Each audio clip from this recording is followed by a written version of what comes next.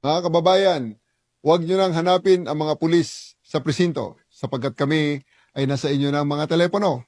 Dial 911, darating kami sa loob ng 5 minuto. Lilingkod sa bawat Pilipino at magbibigay ng tamang impormasyon para sa tahimik at maayos na Pilipinas. Police News Network, alagad ng batas, tagapagtaguyod ng balitang pulis, sandigan ng mamamayan, patnubay ng katotohanan.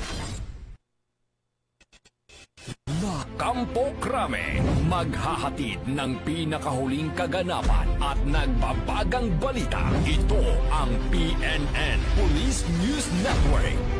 At ngayon, ang inyong mga tagapagbalita. Magandang araw, Bagong Pilipinas. Ako ang inyong tagapagbalita, NUP Loreto Bonifacio Concepcion.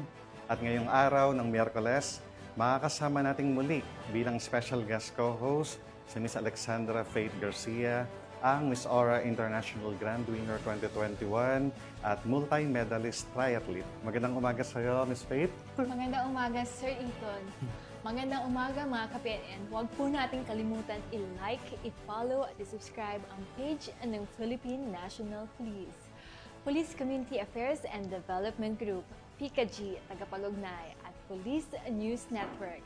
Kami po ay maghatid sa inyo ng tamang balita, kwento ng pulis at serbisyo para sa mamamayan. At ito ang PNP News Online. Ang pangunahing balita ng Police News Network, alagad ng batas, tagataguyod ng balitang pulis.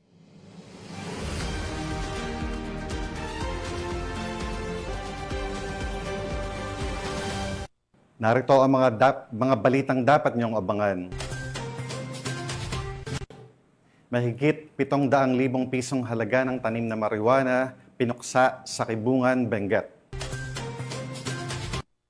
Sospek sa pambobomba at pagsunog sa bus sa North Cotabato noong taong 2021, hawak na ng mga otoridad. Physical Conditioning Program ng PNP o Polystenics, formal nang sinimulan sa Campo Crame.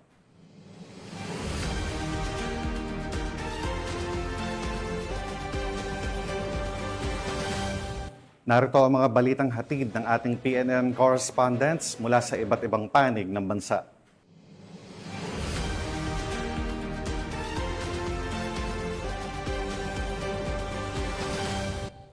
Simulan natin ang mga balita mula sa bahagi ng Luzon.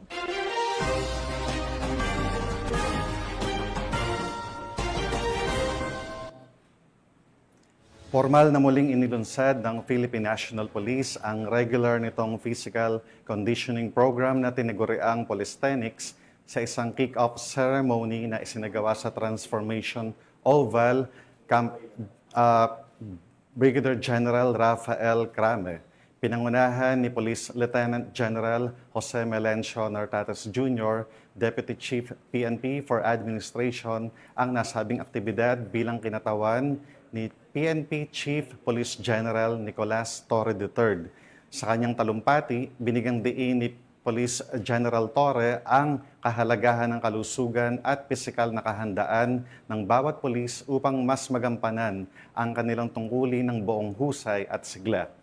Simula ngayong araw tuwing Martes at Huwebes ay italaga lahat ng unit ng PNP ang oras para sa physical conditioning activities. Ang Polystenics ay bahagi ng mas malawak na wellness campaign ng organisasyon na layuning palakasin ang pisikal na kahandaan ng mga tauhan bilang pundasyon ng mas mahusay at maagap na serbisyo publiko. Dinaluhan ang aktibidad ng mga opisyal at kawani mula sa iba't ibang national support units at tanggapan ng NHQ na nagpapakita ng suporta sa advokasya ng isang mas malusog at matatag na pambansang pulisya. Binigyang linaw rin ng pamunuan ng PNP na walang sino mang pribadong individual ang inatasan o inaprubahan na mamuno o kumatawan sa anumang weight loss program ng organisasyon. Anumang balitang kumakalat na taliwas dito ay pawang walang katotohanan at hindi kinikilala ng pambansang pamunuan.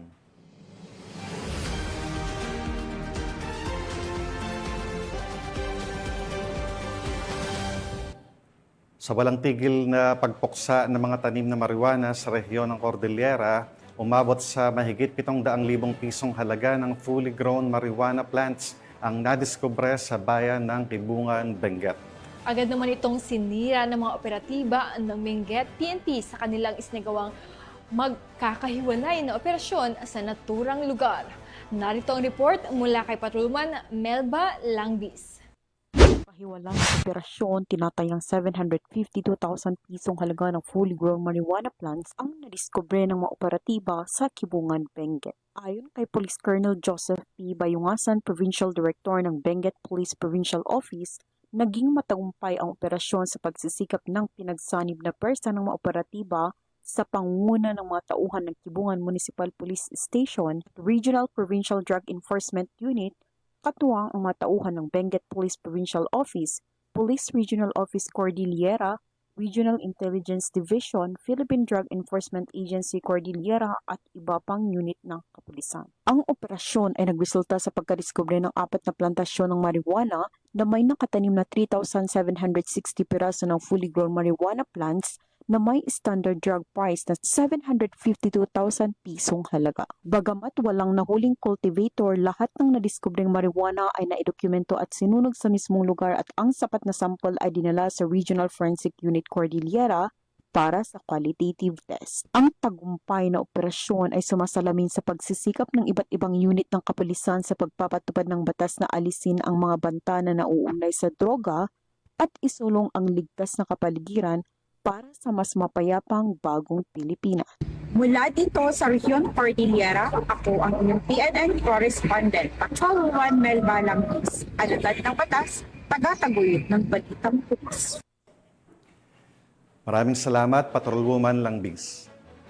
Samantala, walang takas ang isang construction worker sa ikinasang anti-illegal drug operation ng mga tauhan ng Pasig City PNP matapos itong mahuli sa paglabag sa Republic Act 9165 o ang Comprehensive Dangerous Drug Act of 2002. Tunghaya ng report ni Patrolwoman Ivy Corporal. Arestado ng mga operatiba ng Station Drug Enforcement Unit ng Pasig City Police Station ang isang lalaking sospek matapos mahulihan ng hinihinalang illegal na droga sa sinagawang operasyon ng Pasig City.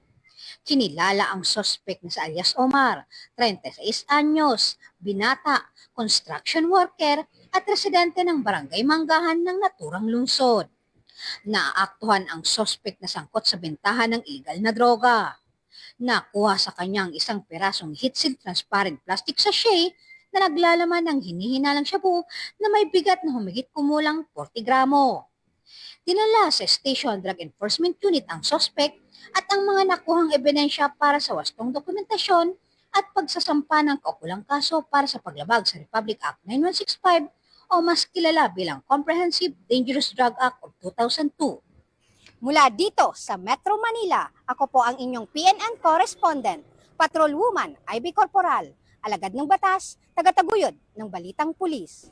Maraming salamat, Patrolman Corporal. Formal nang umupo si Police Brigadier General Ponce Rogelio Peñones Jr. bilang bagong Regional Director ng Police Regional Office 3 sa isinagawang turnover of command ceremony sa Camp Olivas, City of San Fernando, Pampanga. Yan ang balitang hatid ni Police Corporal Giselle Rivera. Buong pusong tinanggap ng kapulisan ng Gitnang Luzon ang bagong talagang Regional Director ng Police Regional Office 3 na si Police Brigadier General Ponce Rogelio Peñones Jr. Pinangunahan ni Police Lieutenant General Jose Melencio Nartates Jr., the Deputy Chief PNP for Administration, ang formal na turnover ceremony na isinagawa bilang simbolo ng maayos na pagpasa ng pamumuno sa rehiyon. Sa kanyang talumpati, ipinahayag ni Police Brigadier General Peñones ang kanyang hangaring ipagpatuloy at higit pang paigtingin ang mga inisyatiba tungo sa kaayusan at mahigpit na seguridad para sa kaligtasan ng mga mamamayan ng Gitnang Luzon. Samantala, taus-pusong pagkilala ang ipinagkaloob kay Police Brigadier General Jean S. Fajardo, outgoing Regional Director, bilang pagkilala sa kanyang di matatawarang dedikasyon at mahusay na pamumuno. Kabilang sa kanyang mga accomplishments ang matagumpay na pagpapanatili ng kaayusan at kapayapaan sa buong rehiyon, lalo na sa katatapos lamang ng mapayapang halalan. Matapos ang turnover ceremony ay sumabak agad ang bagong upong regional director na kung saan nagsagawa agad ng regional command conference upang alamin ang crime status at operational accomplishment ng bawat probinsya. Pinulong din nito ang mga provincial city directors, chief of police, regional staff at ang mga chief ng regional support unit. Patuloy ang Police Regional Office 3 sa pagtupad sa kanilang tungkulin para sa isang ligtas, payapa at maunlad na bagong Pilipinas. Mula dito sa Central Luzon, ang inyong PNN correspondent, Police Corporal Giselle V. Rivera, alagad ng batas, tagataguyod ng Balitang Pulis. Maraming salamat, Police Corporal Rivera. Agad na sinimula ni Police Brigadier General Dindo Reyes, ang bagong talagang Regional Director ng Police Regional Office 1, ang inspeksyon sa iba't ibang istasyon ng pulisya sa rehiyon bilang bahagi ng kanyang direktiba para sa mas maayos na pamamahala at pagpapaigting ng serbisyo publiko. Police Corporal J.R. Delmendo sa report. Ilang araw pa lamang ang nakakalipas mula nang maitalaga bilang bagong acting regional director ng Police Regional Office 1, si Police Brigadier General Dindo R. Reyes ay puspusan na ang kanyang isinasagawang command visit sa mga police station sa lalawigan ng La Union. Una na niyang pinuntahan ang San Fernando City Police Station na pinamumunuan ng kanilang officer in charge na si Police Lieutenant Colonel Rogelio B. Miedes. Kinausap ng masinsinan ni Police Brigadier General Reyes ang mga miyembro ng nasabing istasyon at binigyang diin ang mga direktiba ng Chief PNP na si Police General Nicolas D. Toro III na nakaangkla sa kanyang 3 core pillars: swift and responsive public service, unity and morale within the ranks, and accountability and modernization. Ininspeksyon din ng nasabing opisyal ang communication system ng San Fernando City Police Station, partikular ang kanilang mga radyo, at siya mismo ang sumubok sa mga ito upang masiguro ang functionality ng mga kagamitan. Nagtungo din si Police Brigadier General Reyes sa San Juan Municipal Police Station na pinamumunuan naman ni Police Major Reynante B. Organista, OIC. Sa kanyang pagbisita sa nasabing himpilan ng pulisya, ihinayag nito ang kahalagahan ng kanilang kahandaan sa pagbibigay ng serbisyo sa mga mamamayan, lalong-lalo na ang pagresponde sa anumang insidente. Ininspeksyon din ni Police Brigadier General Reyes ang kanilang mga radyo at iba pang kagamitan na kanilang kinakailangan sa araw-araw na trabaho. Nagtapos ang kanyang inspeksyon sa pagbibigay ng kanyang direktiba kung saan sinabi niya na ang pulis ng Ilocos Region ay dapat maaasahan, malalapitan at mapagkakatiwalaan. Mula dito sa Ilocos Region, ito ang inyong PNN correspondent, Police Corporal J.R. Delmendo, alagad ng batas, tagataguyod ng Balitang Pulis.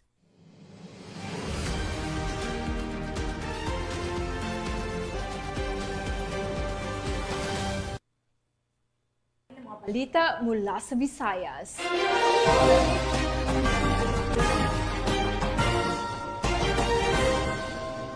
Arestado ang isang street-level individual sa ikinasang anti-illegal drug operation ng Lapu-Lapu City Police bilang bahagi ng pinaigting na kampanya ng PNP laban sa illegal na droga. Tinitiyak naman ng PNP ang kanilang buong suporta sa National Anti-Drug Campaign at nanawagan sa komunidad na may pagtulungan sa mga otoridad para sa tuluyang masugpo ang illegal na droga sa buong bansa. Patrolman Judith Nicanor sa balita. Sa kulungan ang bagsak ng isang street-level individual matapos makalaboso ng kapulisan ng Lapu-Lapu City sa isinagawang bypass operation sa Sitio Kawayanan, Barangay Gunob, Lapu-Lapu City, Cebu nito lamang Hunyo taong kasalukuyan. Kinilala ni Police Lieutenant Jo Marie Javier, hepe ng City Drug Enforcement Unit ng Lapu-Lapu City Police Office, ang street-level individual na suspect na si Alice Jimboy, 36 anyos na residente ng Sitio Tugas, Barangay Gunob, Lapu-Lapu City, Cebu. Ayon sa ulat ng pulisya, bandang alas 10:49 ng gabi na ikinasa ng mga otoridad ang operasyon na nagresulta sa pagka-aresto ng suspect at pagkakumpiska ng 5 pakete ng hinihinalang shabu na may timbang na 5 gramo at standard drug price na 68,000 pesos, isang pouch at bypass money. Kasalukuyang nasa kustudiya ng CDE-ULCPO ang suspect at maharap sa kasong paglabag sa Republic Act 9165 o Comprehensive Dangerous Drugs Act of 2002. Ang matagumpay na operasyon ay bunga ng pinagsanib puwersa ng City Intelligence Unit ng LCPO, Mobile Patrol Unit ng LCPO at Regional Intelligence Division 7. Ang ganitong accomplishment ay hindi lamang simpleng operasyon, kundi isang konkretong hakbang patungo sa mas ligtas, mas maayos na komunidad. Bilang pagtugon sa 3 pillars ni Chief PNP, ang swift and responsive public service na ininanais mapanatili ang kapayapaan sa ating komunidad. Ang Lapu-Lapu City PNP walang tigil sa pagsasagawa at pagpapaigting ng kampanya laban sa mga gumagamit at nagbebenta ng iligal na droga upang masiguro ang kaayusan sa kanilang nasasakupan. Mula dito sa Central Visayas, ako ang inyong Police News Network Correspondent, Patrolwoman Judith Nicanor, alagad ng batas, tagataguyod ng Balitang Pulis. Maraming salamat, Patrolwoman Nicanor. Bilang bahagi ng kanilang pagpapaigting ng Police Community Relations at pagbibigay suporta sa mga pamilyang pansamantalang naninirahan sa evacuation center, nagsagawa ang La Castellana Municipal Police Station ng isang gift-giving activity para sa mga kabataan sa Negros Occidental. Ang magandang balita mula kay Patrolwoman Charmaine Baloncet.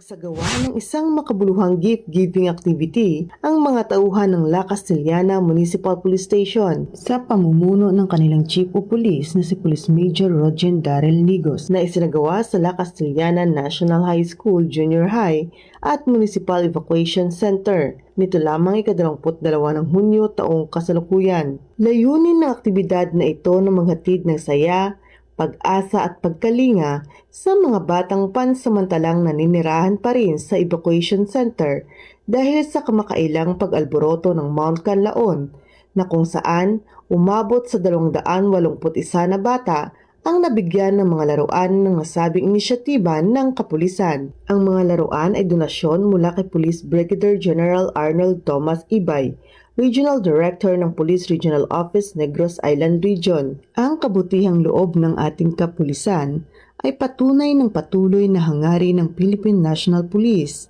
na hindi lamang para sa seguridad ng publiko, kundi pati na rin sa pagbibigay ng malasakit at tulong sa komunidad.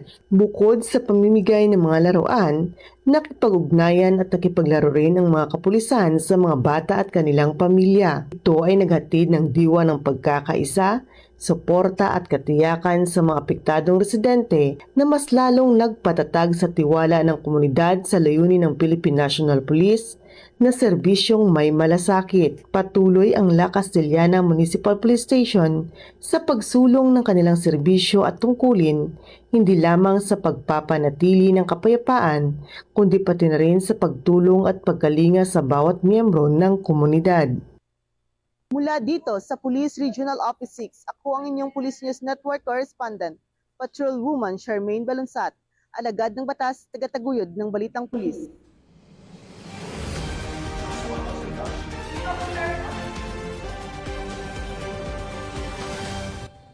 Narito naman ang mga balita mula sa bahagi ng Mindanao.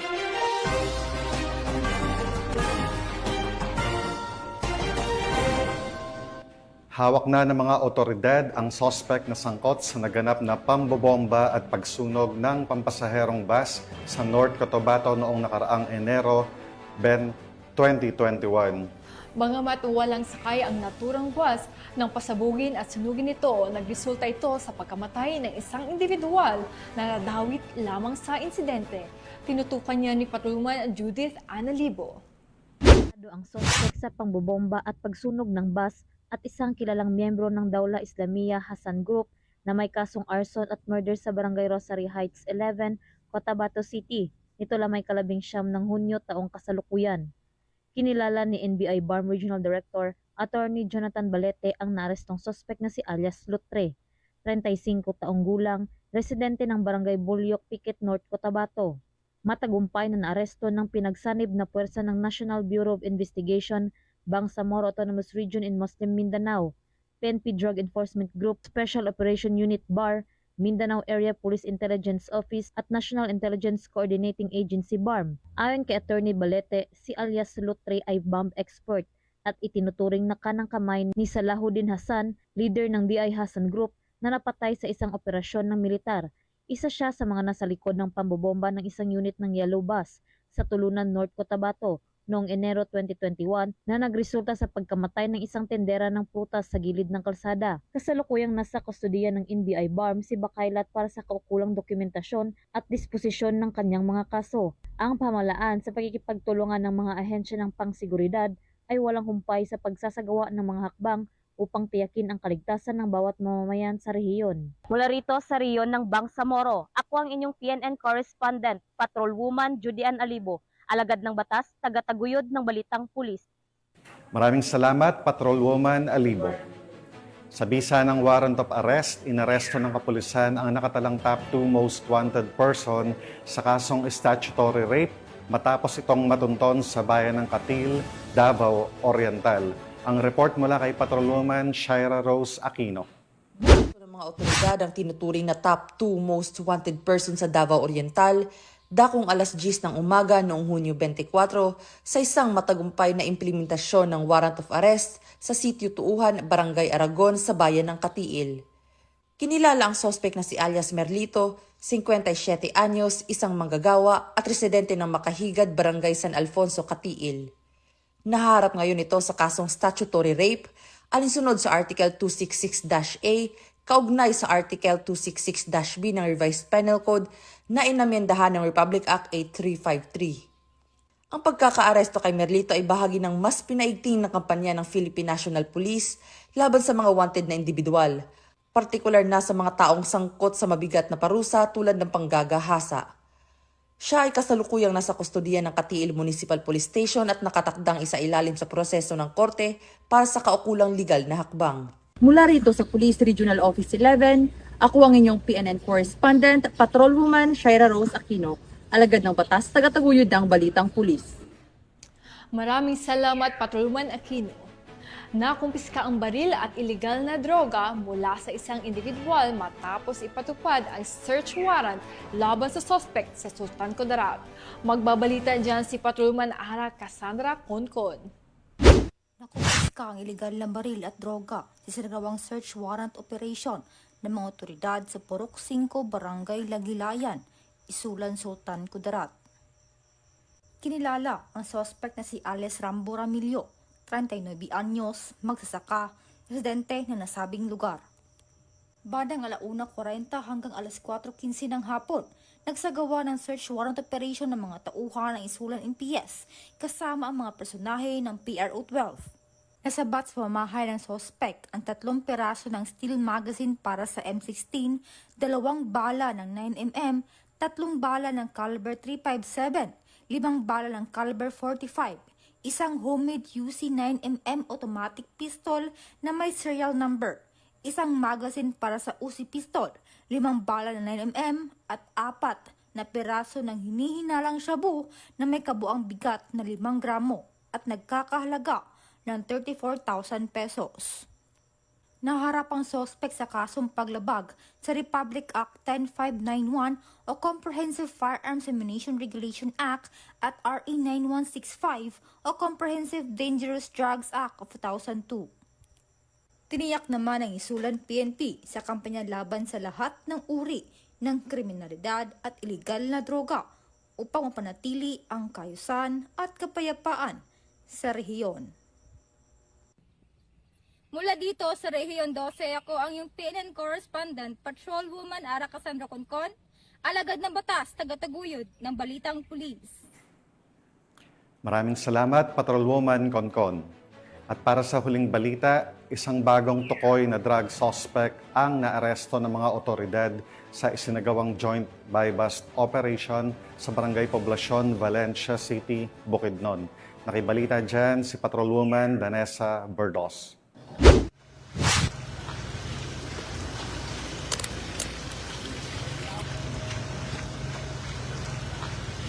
Arestado ang isang newly identified drug suspect sa sinagawang joint buy-bust operation ng City Drug Enforcement Unit at mga kapulisan ng Valencia City Police Station sa Barangay Poblacion, Valencia City, Bukidnon nito lamang ika-24 ng Hunyo taong kasalukuyan. Kinilala ni Police Lieutenant Colonel Brian M. Panganiban, officer in charge ng Valencia CPS, ang drug suspect na si alias Jess, babae kinilalang newly identified drug suspect at residente ng nasabing lugar. Balik mo Second,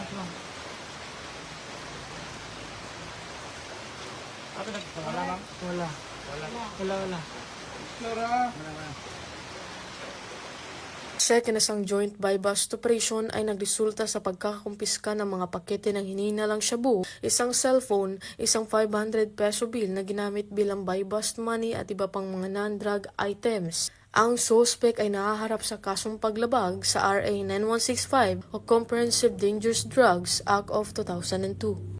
Mula dito sa Camp Capistrano, Gusa, Cagayan de Oro City, ako ang inyong Police News Network correspondent, Patrolwoman Danasa Berdos, alagad ng batas, tagataguyod ng Balitang Pulis. At yan ang mga balitang nakalap ng ating PNN correspondents mula Luzon, Visayas at Mindanao. At bago tayo magtapos, gusto ko po magpasalamat sa masusugid na manonood ng Police News Network at syempre pa sa ating special guest co-host ngayong umaga na si Miss Alexandra Faith Garcia. Maraming salamat sa pagpaunlak mo, Queen Faith. At pwede natin i-promote itong nalalapit na contest mo this weekend. Yes po. Sa darating po na weekend, kita-kita po tayo dyan sa New Clark City para sa New Clark City Multisport Festival. So see you po doon. Pinapasalamatan at binabati ko rin po sila Chief PNP Police General Nicolas Torre III, Police Major General Roderick Augustus Alba, the Director for Police Community Relations, PKG Command Group na pinapamunuan ni Police Brigadier General Marvin Joe Saro, Police Colonel Joel Serrano, Police Colonel Adonis Guzman, at Police Colonel Joel T. Ada. Sa lahat ng personnel ng Police Community Affairs and Development Group at sa lahat ng magigiting na pulis sa buong bansa, maraming salamat sa inyong serbisyo para sa isang ligtas na pamayanan. Sa ngalan ng pamunuan ng Philippine National Police, sa pangunguna ni Chief PNP Police General Nicolas Torre III at sa pamumuno ni President Ferdinand Bongbong Marcos Jr., kami ay maglilingkod sa bawat Pilipino at magbibigay ng tama at balanseng balita dahil dito sa bagong Pilipinas, ang gusto ng pulis, ligtas ka. At bilang bahagi ng mas pinabilis at pinalawak na emergency response system, muli naming ipinapaalala ang panawagan ni Chief PNP na huwag niyo nang hanapin ang mga pulis sa mga presinto sapagkat sila ay nasa inyo ng mga telepono. Dial 911, darating sila sa loob ng 5 minuto. Ang 911 ay bukas 24/7, maaaring tawagan kahit walang load at handang tumugon sa anumang uri ng emergency. Ipagbigay alam sa inyong pamilya, kaibigan at komunidad. Sa panahon ng pangangailangan, 911 ang inyong katuwang. Mula rito sa tanggapan ng tagapag-ugnay ng Pambansang Pulisya, kami inyong tagapagbalita, NUP Loreto Bonifacio Concepcion. At ako naman po, Alexandra Faith Garcia, ang Miss Aura International 2021 Grand Winner at multi-medalist triathlete. Maghatid ng tamang balita, kwento ng pulis at serbisyo para sa mamamayan. At ito ang PNP News Online. Ang pangunahing balita ng Police News Network.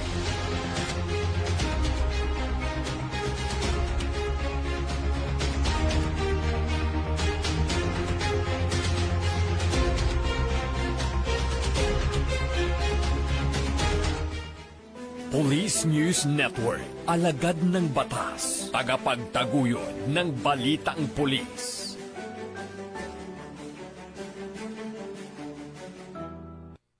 Mga kababayan, huwag nyo nang hanapin ang mga pulis sa presinto sapagkat kami ay nasa inyo ng mga telepono.